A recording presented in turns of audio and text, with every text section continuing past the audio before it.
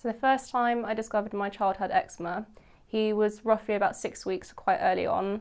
His skin just started becoming sort of dry and flaky, and then sort of over time, up until he was about 3 months, it just got really sore, and it was bleeding where he was scratching so much because he couldn't stay still. So uncomfortable. I went to the GP, and to be honest, I got fobbed off quite a lot because I was also going for allergy problems, and they were just telling me that he had a sick bug once as well. So there was a lot of back and forth until he finally got referred to a dermatology nurse, and he must have been about 3-4 months until he was in there, and then diagnosed with eczema. But it probably eventually took to about, when he was about 2.5, to when he was diagnosed with airborne allergies, for us to sort of realise that there was more things contributing to his eczema and flaring it up.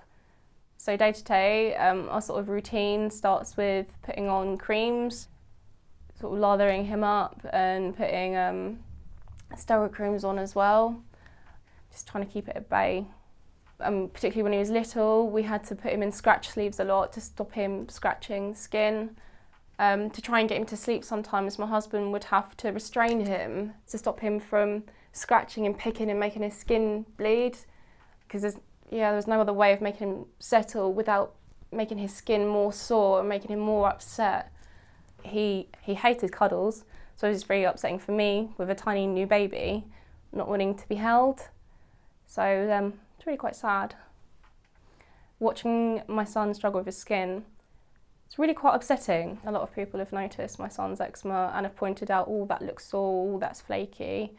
Not being able to find something that can help is incredibly frustrating, because all you want to do is help your baby. You don't want them to be in pain, you don't want them to be suffering.